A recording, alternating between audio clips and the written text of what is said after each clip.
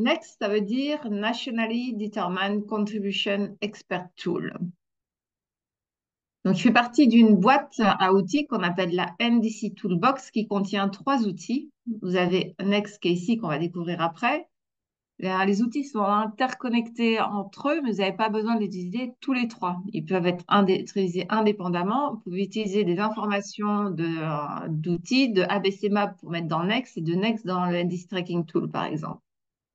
Donc, ABC Map, c'est un outil qui s'appelle Adaptation, Biodiversity and Carbon Mapping Tool. C'est un outil qui est en ligne, c'est une plateforme qui permet d'évaluer et surveiller les impacts environnementaux d'une manière spatialement explicite. Donc, en fait, vous avez l'outil abcmap.org et vous avez la carte du monde. En fait, vous pouvez zoomer dans les pays et vous pouvez voir les changements d'utilisation des terres au cours des 20-30 dernières années. Donc, on utilise des cartes satellites et on peut suivre différents paramètres comme la pluviométrie, les températures, en biodiversité, les zones de biodiversité à risque, et ainsi de suite. Et on fait aussi donc le suivi des changements d'usage de terre et ce qui s'ensuit, les changements de stock de carbone.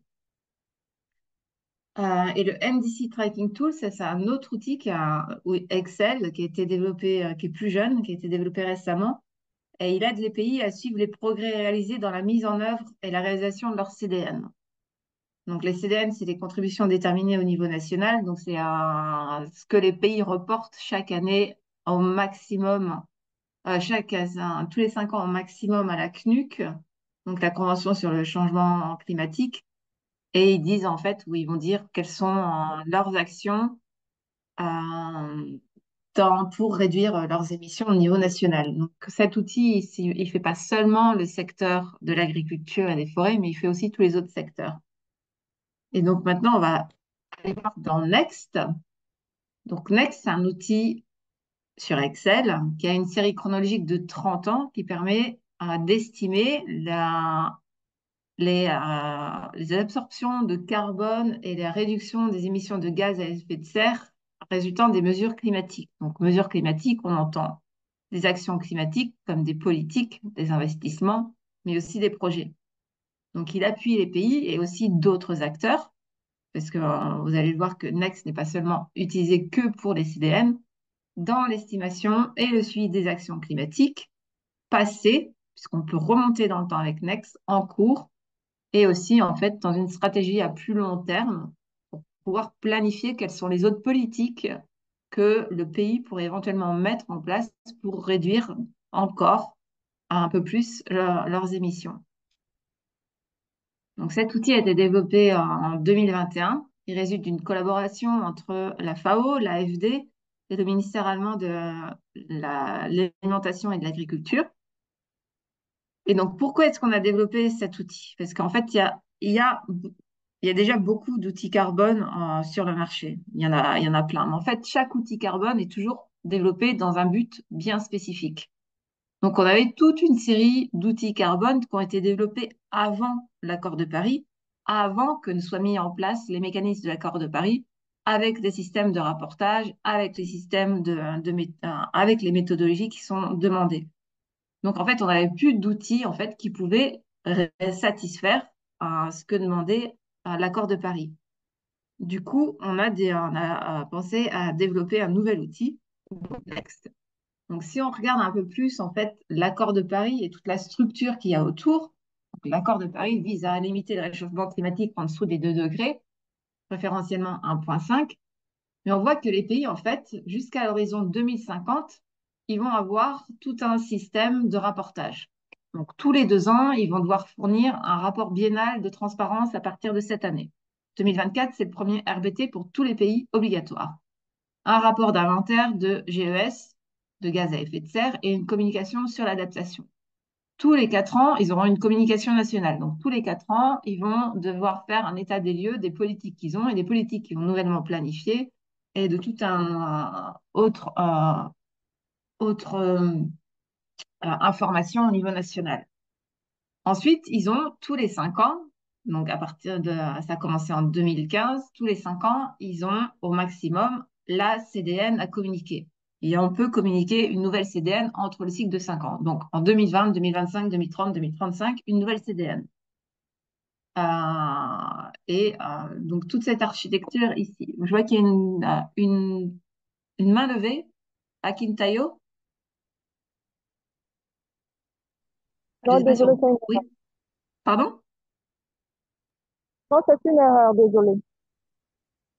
C'est une mauvaise. Non, j'ai pas compris. Elle a dit que c'était une erreur. Elle est Ah, pardon. désolée. Ouais. Donc voilà. Donc en fait, ce qui se passe, c'est qu'on doit avoir une visualisation de l'impact des politiques au niveau national et qui peut servir au niveau global et voir ce qui va se passer en 2030, en 2050.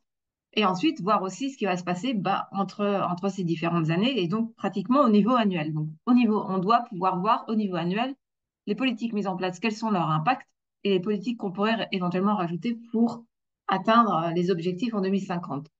Donc, on avait besoin d'avoir un outil qui permette d'estimer les impacts des actions et des ambitions climatiques à court terme et à long terme. Il y a des politiques qui durent 5 ans, il y en a qui durent plus longtemps, sur les scénarios d'émissions nationales de gaz à effet de serre afin de voir en fait si elle délivre des réductions d'émissions attendues à des années bien charnières, parce que dans la cycle de la CDN, on doit pouvoir, il y a des années cibles, 2025, 2030, 2035, ainsi de suite, et de voir si en fait on atteint bien les engagements climatiques commis dans les CDN à l'horizon 2050.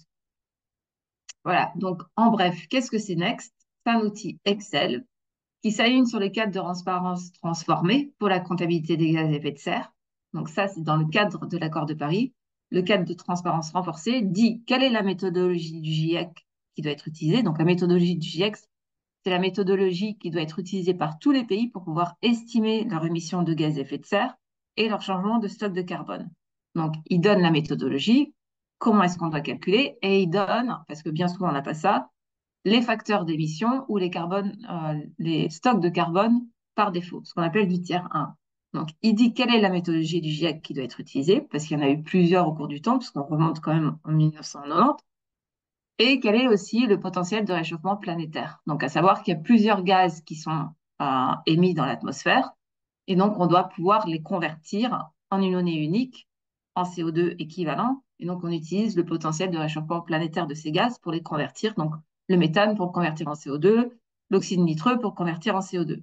Donc on doit utiliser ce potentiel de réchauffement planétaire, mais comme il y en a beaucoup, le cadre de transparence renforcé a aussi dit quel est celui qu'on doit utiliser. Donc, harmonisation des méthodologies, des données et des facteurs d'émission. Donc, Next appuie l'estimation des émissions annuelles de gaz à effet de serre pendant la période de mise en œuvre de ces politiques, mais aussi après, parce qu'on a toujours un impact. Une fois que la politique a été mise en œuvre, qu'elle s'est terminée, on a toujours un impact qui va s'éteindre dans le temps. Donc, si on fait de la reforestation jusqu'en 2030, nos arbres, ils n'arrêtent pas de pousser en 2030, ils continuent. Donc, on estime, via Next, quel est l'impact de ces politiques une fois qu'elles sont terminées. Et il communique aussi l'outil en fait à un niveau très élevé de désagrégation des résultats, aussi bien sur les gaz à effet de serre que sur d'autres variables comme le taux de reforestation, le taux de réduction de la déforestation. On peut suivre les gaz individuellement, CO2, méthane et oxyde nitreux. Ce sont les trois gaz qui sont émis par le secteur de l'agriculture et de la foresterie et des autres utilisations des terres. Next fournit une période d'analyse de 30 ans, donc on peut aller jusqu'au milieu du siècle. Donc si on commence notre analyse en 2020, on peut voir ce qui se passe jusqu'en 2050. Mais on peut remonter dans le temps, on peut voir quelles sont les politiques qui ont été mises en place depuis 2010 et voir quel est leur impact, et cette fois-ci que jusqu'en 2040. Donc il a cette série temporelle qui est relativement flexible, qui dépend en fait de quand vous commencez votre analyse. Et donc, avec ça, on peut faire de l'ex ante, donc on peut voir quel est l'impact d'une politique qui n'a pas été encore implémentée, mais quel pourrait être son impact au niveau climatique, et donc décider entre deux politiques, celle qui est plus intéressante, faire du monitoring, donc voir ce qui se passe pendant que la politique est mise en place, et en ex post. Ex post, ça veut dire la politique a été mise en place, on sait ce qui s'est passé, on veut voir quels sont les impacts d'ici à 20 ans ou 30 ans. L'outil apporte un soutien aux pays donc, dans le suivi de leur politique, la planification et leur élaboration. Et donc, conformément au cadre de transparence renforcée, Et ça, c'est très important pour pouvoir comparer les politiques entre elles et pour pouvoir comparer, en fait, ce qui se passe aussi d'un pays à l'autre. Donc, il aide aussi à identifier les mesures d'atténuation inexploitées, c'est-à-dire, en fait, on analyse toutes les politiques qui sont mises en place, on voit qu'elles aura leur impact, mais on voit que leur réduction sur les émissions de méthane par rapport du pays est relativement faible, donc on peut voir quelles pourraient être les autres politiques qu'on pourrait mettre en place pour réduire un peu plus le méthane, par exemple. Donc, il peut être utilisé initialement, c'était pour les CDN, mais en fait, on l'utilise aussi bien pour des projets. Donc, on l'utilise pour des projets auprès du Fonds mondial de l'environnement, pour le Green Climate Fund, pour des programmes, des politiques et aussi des stratégies à long terme. Donc, sachant que la première application de Next, en fait, n'a pas été une CDN, mais a été la stratégie à long terme du Cambodge. Et il fournit un grand nombre d'indicateurs environnementaux qui sont conformes à ceux qu'il y a dans les communications nationales. Donc, les indicateurs des pays, ils peuvent les retrouver dans Next. Et aussi, il fournit des indicateurs qui sont demandés par des institutions financières internationales, donc par exemple par le GEF. Donc, voilà. Donc, Next, c'est un fichier Excel. Dedans, il y a 7 modules.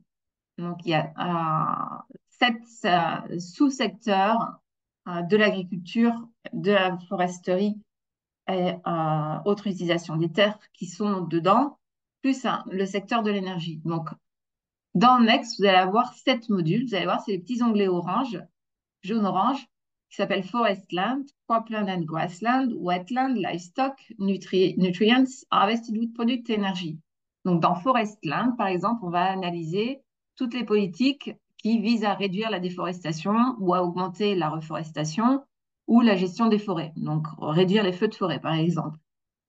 Dans le module Cropland et Grassland, en fait, on va analyser tous les changements d'usage de terre, autres que forêt, ou les changements de gestion du sol. Donc, est-ce qu'on passe d'un système d'une terre dégradée à une terre agroforestière? Est-ce qu'on passe d'un système de pâturage dégradé à un système amélioré? Est-ce qu'on passe d'une terre à une ville, ainsi de suite? Donc, vous pouvez analyser tout ça dans le module wetland. C'est tout ce qui concerne les sols organiques, ce qu'on appelle les peatlands, donc les tourbes, tous les systèmes côtiers qui sont comme les mangroves, les marais salants et les herbiers marins, les herbiers de Posidonie, et les terres inondées. Avec le bétail, vous allez pouvoir analyser tout ce qui est gestion du bétail et gestion du fumier. Les nutriments, évidemment, c'est les intrants agricoles, donc comme l'urée, les fertilisants. Le module Harvested Wood Product, en fait, il provient, vous allez dire en fait la destination du bois. Donc, est-ce que votre bois va être utilisé comme du bois de chauffe ou est-ce qu'il a une autre destination qui pourrait être à la fin du papier ou une table? Et donc, le module énergie, donc vous allez estimer tout ce qui est combustion mobile ou stationnaire. Donc, comment est-ce que fonctionne Next? Quelle est la méthodologie? Donc, son point d'entrée, en fait, voilà, ça c'est un screenshot de Next, un vieux, parce qu'il n'y a pas le module énergie là. C'est le pays. Donc, quand vous ouvrez l'outil, ici tout est blanc, mais vous pouvez sélectionner, vous pouvez rentrer le nom de votre pays et lui dire quand est-ce que vous commencez l'analyse. Donc ici, en fait, on va commencer une analyse de politique en 2018. Et vous spécifiez quelle est la méthodologie du GIEC que vous voulez utiliser. Le potentiel de réchauffement planétaire qui est ici, il n'y en a qu'un seul. Le CNUC, l'accord de Paris, le cadre de transparence renforcée, on dit, et c'est ceux qui sont ici. À partir de là, l'outil, il est adapté au niveau national sur tous les types de climat que vous avez au Ghana, par exemple, tous les types de climat que vous avez de sol que vous avez au Ghana, le type de terre cultivée annuelle, donc les classifications et le rendement pour 2019, le type de bétail, tout ce qui a été rapporté à FAOSTAT, les zones écologiques, ce qui serait en fait de manière indirecte le type de forêt, et aussi les écosystèmes du carbone bleu, c'est les forêts, les mangroves, pardon, les marais salants et les herbiers, s'il y en a. Donc, voilà, le point d'entrée, c'est le pays. Ça ne veut pas dire qu'on peut utiliser Next que à l'échelle du pays. On peut bien évidemment descendre au niveau régional du pays et au niveau local. Voilà, donc ici, on a une représentation du Ghana. Donc, on voit son type de forêt ou de climat et son type de sol. Et donc, on voit en fait qu'avec Next, on peut analyser n'importe quelle stratégie qui serait implémentée à toute l'échelle du pays ou au niveau d'un projet. Et donc, on peut avoir différentes combinaisons de sol et de climat.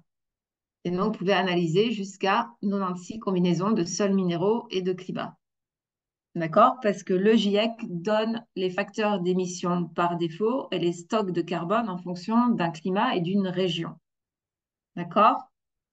Donc, évidemment, suivant le type de climat et suivant le type de région, vous allez avoir, et le type de sol, vous allez avoir différents stocks de carbone et différents facteurs d'émission.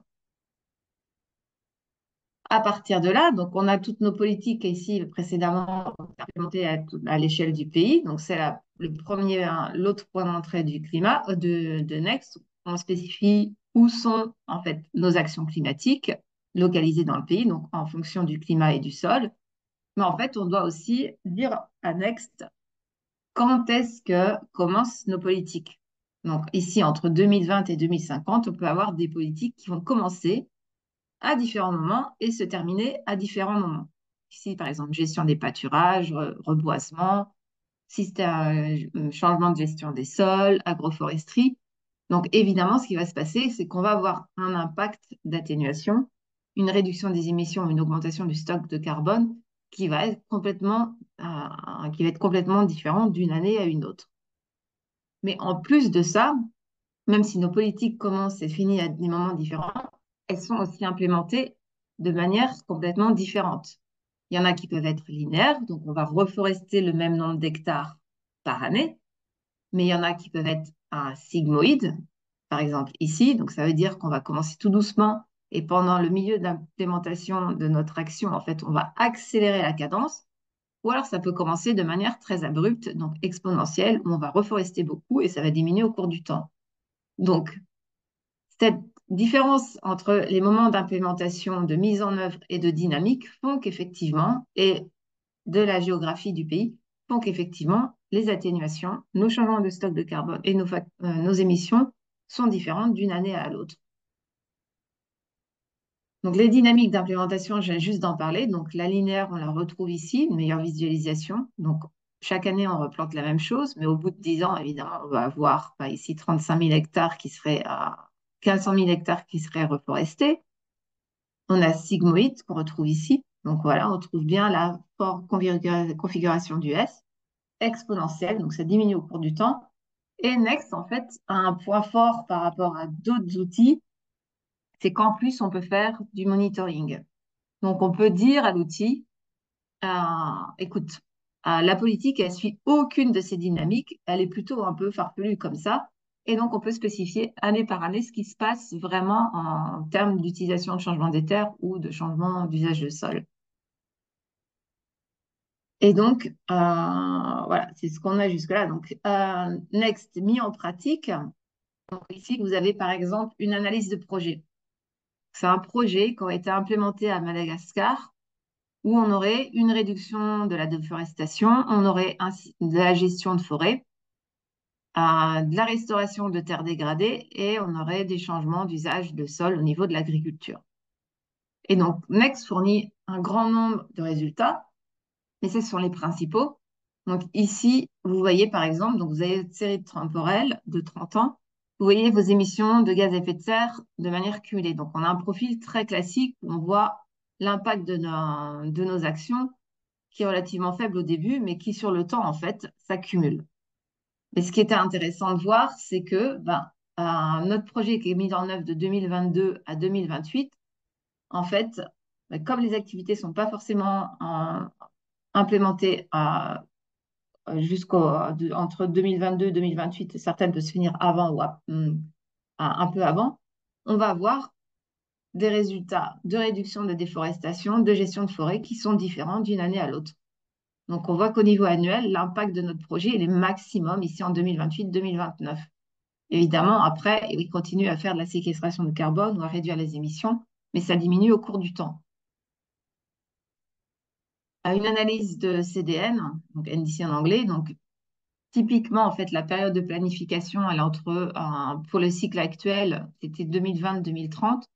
Donc, ici, on voit, c'est la CDN du Bangladesh, où en fait, ils avaient de la sylviculture, donc du reboisement, de la gestion de forêt, des cultures et pâturages, de l'élevage, des zones, ils faisaient de la reforestation de mangroves, des changements d'utilisation d'intrants agricoles. Donc voilà, ces actions sont mises entre 2020 et 2030, on le voit jusqu'ici. Et donc, on voit qu'il y a bien un effet sur le long terme, ça s'accumule et ça continue à diminuer, des émissions et l'augmentation des stocks de carbone. Mais aussi, on voit au niveau annuel, en fait, jusqu'en 2030, on a bien une réduction des émissions, une augmentation des stocks de carbone. Ça se stabilise ici, puisque les réductions des émissions restent les mêmes. Les stocks de carbone absorbent la même quantité. Mais au bout d'un moment, en fait, ces stocks de carbone commencent à atteindre un équilibre. Et donc, on le voit ici sur les graphes. Et donc, ça permet de voir un peu qu'est-ce qu'on va pouvoir mettre en œuvre au niveau du pays pour, en fait, continuer à réduire les émissions et à augmenter les stocks de carbone dans d'autres régions du pays. Donc, un exemple d'application. Un dernier, une analyse de stratégie à long terme, celle du Cambodge. Donc, voilà, la planification ici, c'était entre 2020 à 2050. Et donc, on voit l'impact ici jusqu'en 2050 en déforestation, en afforestation, gestion de forêt, les terres cultivées, les intrants agricoles, les produits ligneux récoltés. Et on voit en fait la stratégie à long terme du Cambodge, c'était de stopper la déforestation en 2045. Donc ici, en fait, ça rentrait tout ça dans l'axe. Donc l'arrêt de la déforestation, ici, on ne le voit pas, mais ici, on commence à le voir. Donc si on ne déforeste plus, il reste des émissions, mais c'est des émissions liées au fait que quand on déforeste, on perd du carbone dans le sol, et donc c'est ce qu'on observe ici.